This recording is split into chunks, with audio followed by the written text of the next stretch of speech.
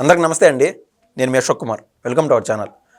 America Donald Trump America president అయిన తర్వాత, అంటే గతంలో కాదు రీసెంట్గా రెండోసారి ప్రెసిడెంట్ అయిన తర్వాత అమెరికా ప్రపంచ చిత్రపటంలో తన నాయకత్వాన్ని అత్యంత వేగంగా కోల్పోతుంది అని చెప్పడంలో ఎటువంటి అతిశయోక్తి లేదు.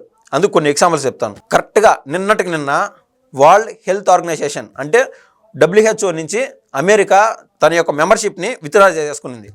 ఇంకా WHOలో అమెరికా ఉండదు. అయితే అది అమెరికాకు కానీ ఇతర దేశాలకు కానీ ఏ విధంగా ఇంపాక్ట్ చూపిస్తాయంటే, అమెరికాతో పాటు వరల్డ్ హెల్త్ ఆర్గనైజేషన్లో అనేక దేశాలు కలయికుంటుంది. మొన్న కరోనా ప్రపంచవ్యాప్తంగా విలయతాండం చేస్తున్న సమయంలో అమెరికా ప్రపంచంలో ఉన్నటువంటి చిన్న చిన్న దేశాలు ఏవైతే ఉంటాయో, బంగ్లాదేశ్ కావచ్చు, ఇక్కడ ఆఫ్రికాలోని ఘనా కావచ్చు, బొలివియా కావచ్చు, ప్రపంచవ్యాప్తంగా ప్రతి చిన్న దేశాలకి మందులు సరఫరా చేయడం జరిగింది. ప్రతి ఒక్క రూపాయి కూడా, అంటే అమెరికా వెచ్చించే రూపాయి అంత వాల్యుబుల్గా ఉండేది. ఎందుకంటే మొత్తం కలిపి నిధులు ప్రపంచంలో ఉండే WHOలో ఉండే దేశాలన్నీ కలిసి $4,000 కోట్ల ఒక్క గొడుగు కిందికి తీసుకొచ్చి WHOకి ఇస్తే ఒక సంవత్సరానికి, అందులో దాదాపు $2,000 కోట్ల రూపాయలు కేవలము అమెరికా మాత్రమే ఇచ్చేది. సో ప్రపంచవ్యాప్తంగా ఎక్కడైతే బడుగులు, పేదరికంతో ఇబ్బంది పడేవాళ్ళు, అదేవిధంగా డయేరియా కావచ్చు, మలేరియా కావచ్చు, అదేవిధంగా రకరకాల జబ్బులతో బాధపడే వాళ్ళకి కావచ్చు, ఈ యొక్క అమెరికా పెద్దన పాత్ర పోషిస్తూ ఇన్నాళ్ళు సాయం చేసేది.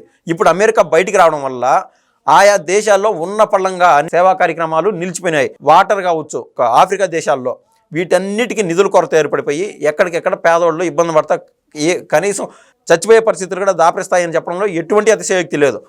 కాబట్టి ఇన్నాళ్ళు సాయం చేసిన అమెరికా ఇక మీద సాయం చేయకపోవడంతో ఆయా దేశాల్లో అమెరికా యొక్క నాయకత్వం పలసపడిపోతుంది.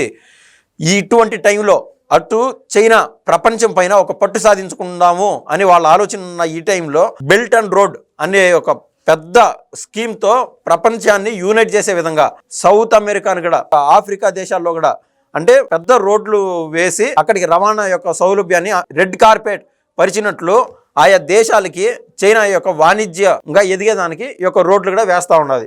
కాబట్టి ప్రపంచవ్యాప్తంగా చైనా తన యొక్క పట్టుని నిలుపుకొని నెంబర్ 1 ప్లేస్లోకి రావడానికి ఒక పక్క చూస్తూ ఉన్నది. అదే టైంలో కనీసం ఇటువంటి టైంలో అమెరికాకి ఏమైనా రష్యా సాయం ఉంటుందంటే, ఎప్పటి నుంచో ప్రపంచ యుద్ధం 1, ప్రపంచ యుద్ధం 2 టైం నుంచి కూడా అమెరికాకి రష్యా ఎప్పుడు కొరకడానికి కొయ్యగానే ఉంటుంది. కాబట్టి ఆల్రెడీ రష్యా అనేది సపరేట్ ఫోర్సు, ఈ యొక్క చైనా అనేది సపరేట్ ఫోర్సు. ఈ టైంలో అమెరికా తీసుకున్నటువంటి భారత్ నుంచి ఎవరైతే అక్కడ పనిచేస్తూ ఉంటారో వాళ్ళకి వీసాలు సరి లేకనో, లేకుంటే డాక్యుమెంటేషన్ సరిగా లేకనో, ఇటువంటి వాళ్ళని 18,000 మందిని లెక్కించి యుద్ధ ప్రాతిపదికన ఇండియాకి అయితే తిరిగి పంపించడం జరుగుతుంది. ఈ యొక్క అమెరికాకి ముఖ్యంగా టెక్నికల్గా ఫిట్గా ఉండాలి అని కారణం ఎవరైనా ఉన్నారంటే కేవలం ఇండియన్స్ మాత్రమే. సో ఇండియన్స్ కూడా ఇక్కడికి వచ్చేస్తూ ఉన్నారు.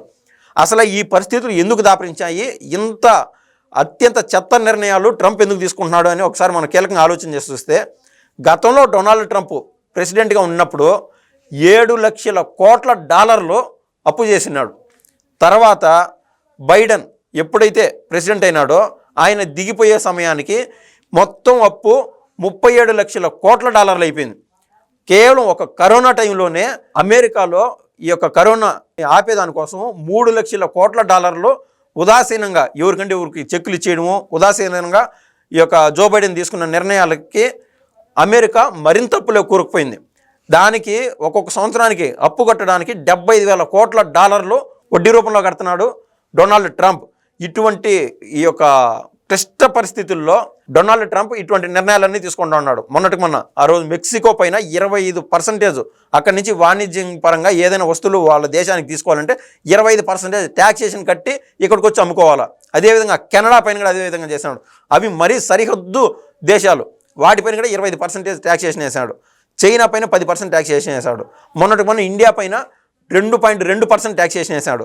ఇలా ప్రపంచంలో ఉన్నటువంటి అన్ని దేశాలతో కొరివితో తలగొక్కున్నట్టు డొనాల్డ్ ట్రంప్ ఈ చర్యలకు పాల్పడుతూనే ఉన్నాడు.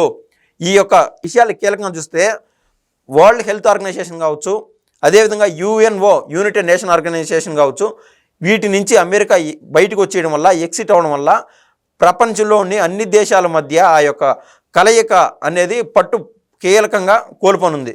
దీన్ని మరో రకంగా చూస్తే ఈ వాణిజ్య యుద్ధం అనేది కన్నా కంటిన్యూ అవుతూ ఉంటే 3వ ప్రపంచ యుద్ధానికి కూడా దారి తీసే ఛాన్సెస్ అంటూ ఉన్నాయి. ఇది ఇవాళ ముఖ్యమైన సమాచారం. మరోసారి మీ ముందుకు వస్తాను. ధన్యవాదాలు.